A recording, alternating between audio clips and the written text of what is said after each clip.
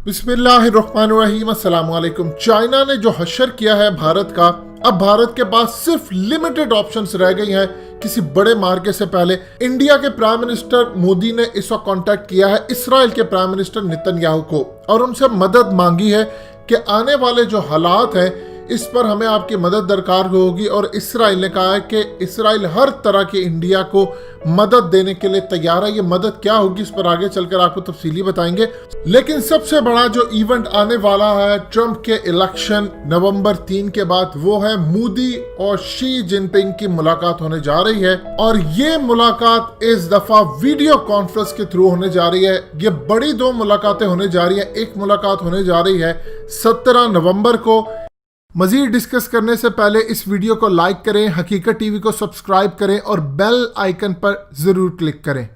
याद रहे ये ट्रंप के इलेक्शन हो चुके होंगे। ब्रिक्स समिट आ रहा है जिसको रशिया इस वक्त होल्ड कर रहा है। इसमें वीडियो कॉन्फ्रेंस के थ्रू राब्ता होगा। लेकिन सबसे बड़ी बात यह है कि क्या मोदी फटने जा रहे हैं और ओपनली चाइना के खिलाफ वो कोई ऐलान करने वाले हैं या दुनिया को बताने वाले हैं कि चाइना ने ये किया वो किया। और इसके बाद होने जा रहा है G20 समिट।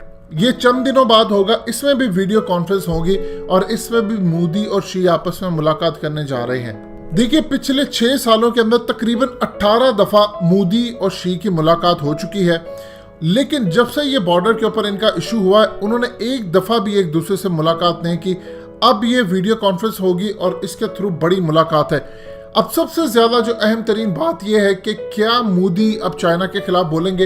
एक चीज आप अच्छी तरह समझ लें कि इस वक्त जापान के अंदर मीटिंग जारी है जिसमें माइक पोम्पियो जापान के फॉरेन मिनिस्टर, उसके अलावा जयशंकर और ऑस्ट्रेलिया के फॉरेन मिनिस्टर पोम्पियो वहां पर पहुंचे हैं।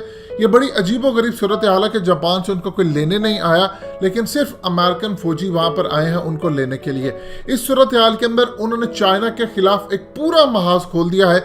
और उससे पहले आप देखिए, इस मीटिंग से पहले जो मोदी की होने जा रही है, एक ही चीज उन्होंने ओपनली बात किया और वो उनके इंडिया के एयर चीफ आए हैं। इंडिया के एयर चीफ ने आकर कहा है कि हम चाइना के खिलाफ जंग के लिए तैयार, और चाइना चूंकि स्कर्दू से हमला करना चाहता है लिहाजा हमारी तमाम मालूमात के मुताबिक पाकिस्तान और चाइना मिलकर हमला करेंगे। हम पूरी तरह इनको जवाब देने के लिए तैयार है।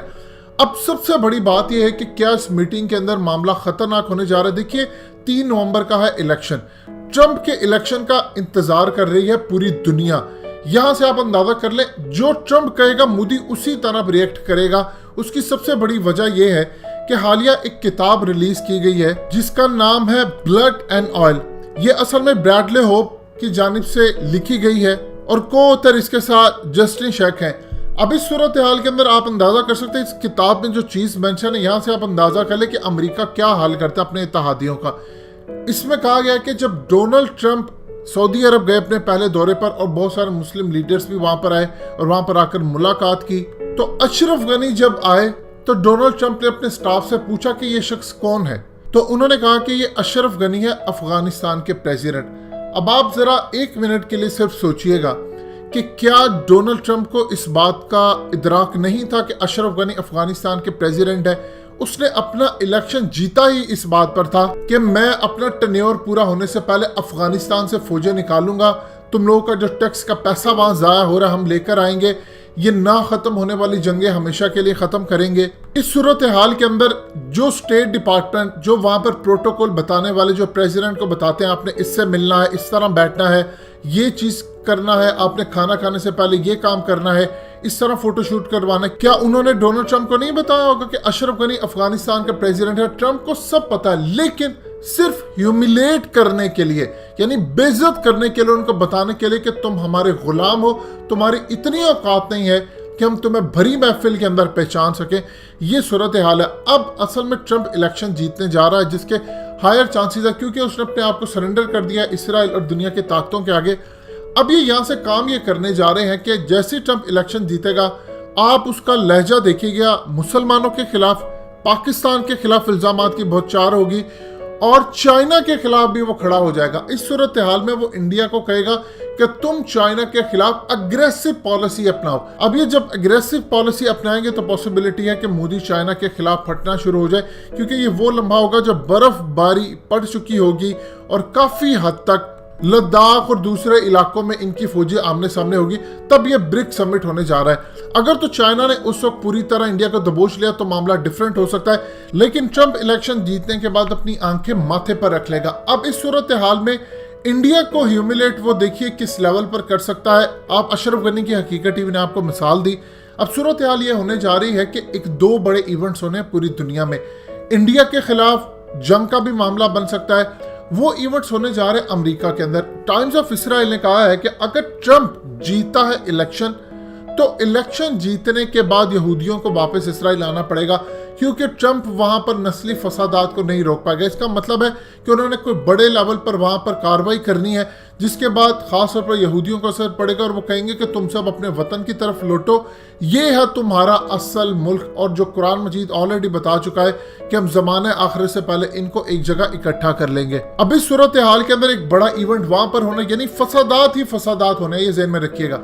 अब ट्रंप ये चाहता है कि मोदी चाइना के सदर के खिलाफ उठकर बड़े लेवल की जंग की बात करे और फिर हम बैक पर आए। अब आप इस सूरत हाल के अंदर इनके एयर चीफ का बयान को भी ज़हन में रखिएगा कि अमेरिका ने हमारी जंग आकर नहीं लड़नी, ये जंग हमें खुद ही लड़ना पड़ेगी। यानी इंडिया के मिलिट्री एस्टैब्लिशमेंट और सिविल एस्टैब्लिशमेंट में कितना बड़ा गैप है कि मोदी इंसार करके बैठे अमेरिका पर और उनकी मिलिट्री एस्टैब्लिशमेंट कहती है कि अमेरिका ने मदद नहीं करनी हमारी आकर, ये काम हमें खुद ही करना पड़ेगा। सो इस सूरत हाल के अंदर आप बड़ा एक क्लैश पूरा मुतवक्के है।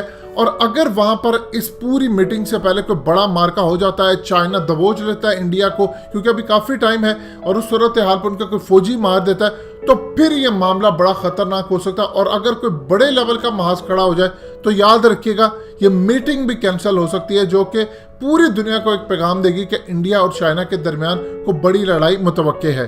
अगर मोदी ने इस मुलाकात के अंदर ओपनली दुनिया को बताना शुरू कर दिया कि चाइना ने मेरे साथ ये किया है वो किया है, तो आप सोच लीजिए कि मोदी ने टनल का इफ्तिताह किया, तो उसके बाद चाइना ने यहां तक बात कह दी कि हम इसको उड़ा देंगे, अनसर्विसेबल बना देंगे। तो सोचिए अगर वो चाइनीज सदर के सामने खड़े होकर पूरी दुनिया को बता दे कि चाइना ये काम करता रहे, इनकी वजह से हम तबाह हो रहे हैं, क्योंकि अभी तो कोरोना पर इन्होंने मजीद इनके मुल्क में तबाही आने वाली है। जाली है असली है वो एक अलग बात है, उसको साइड पर रखें। इस सूरत हाल के अंदर उनकी इकोनॉमी बंद होने जा रही है, शट डाउन होने जा रही है, और करीबन $5 ट्रिलियन की इकोनॉमी का जो इनका ख्वाब है वो मोदी की वजह से इस वक्त फेल होता नजर आ रहा है। तो इस सूरत हाल के अंदर ये मीटिंग बहुत ज्यादा अहम होने वाली है, और इससे पहले बहुत सारे इवेंट्स भी होने वाले हैं, और इन इवेंट्स की बिना के ऊपर पता चलेगा कि मोदी चाइना के सदर के खिलाफ फटने वाले हैं या नहीं। और अगर मामला स्मूथ रहा तो फिर मामला डिफरेंट हो सकता है, जिसके चांसेस ही नजर नहीं आ रहे। लेकिन ये अब एस्टैब्लिश हो चुका है कि इंडिया बार बार एक ही बात कह रहा है कि जब चाइना हमला करेगा तो चाइना खाली एक साइड से हमला नहीं करेगा हम पर, चाइना दो साइड से हमले के लिए आगे आएगा। एक स्कर्दू की जानिब से वो आगे आएगा और दूसरा लद्दाख की जानिब से। लेकिन जब स्कर्दू की जानिब से वो हमले के लिए आगे आएगा तो पाकिस्तान उसका ओपनली साथ देगा। इसीलिए हम अब इसराइल की जानिब जा रहे हैं, अमेरिका की जानिब जा रहे हैं, और ये क्वाड मीटिंग इस वक्त जापान के अंदर जारी है। और आने वाले वक्त में मोदी और चाइना के सदर की मुलाकात पर पूरी दुनिया की नजरें हैं। दोस्तों, हकीकत टीवी को सब्सक्राइब करना मत भूलिए, वीडियो को लाइक करें, शेयर करें और कमेंट सेक्शन में अपनी राय का इजहार जरूर करें।